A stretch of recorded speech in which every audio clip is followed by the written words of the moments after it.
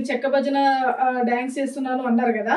అసలు ఆ చెక్క భజన డాన్సే నాకు ఎక్కడో కొంచెము రికార్డింగ్ డాన్స్ లాగా అనిపిచ్చింది కొంచెం. మా ప్రోగ్రామ్ ఎక్కడన్నా అంటే మీ చూసేటోళ్ళకి డాన్స్. మా డాన్స్ చూసేటోళ్ళకి తెలుస్తది. మాది చెక్క భజన గురించి తెలిసినోళ్ళకే తెలుస్తది.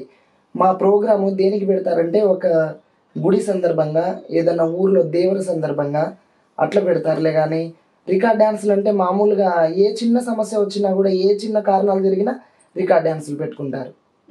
అంటే ఇప్పుడు రికార్డ్ డాన్స్‌కి, చెక్క భజనకి డిఫరెన్స్ చెప్పమంటే ఏం చెప్తారు మీరు?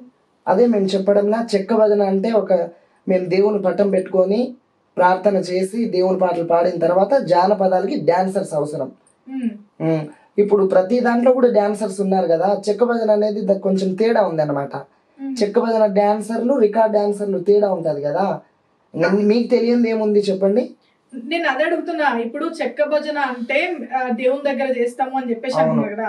సరే ఇప్పుడు రికార్డింగ్ డాన్స్ ఎట్లుంటాయో చెప్పుర్రు మీరు? రికార్డింగ్ డాన్స్ అంటే ఒక లారీ మీద, ఒక ట్రాక్టర్ మీద హ్మ్. కొంచెం ఇదిగా ఉంటదన్నమాట అది. ఓకే. అందరం కళాకారులే, మేము కాదని చెప్పలేదు.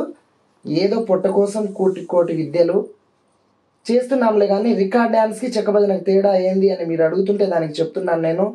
చెక్క భజన అంటే మేము చాలా పద్ధతిగా ఆడుకుంటాము.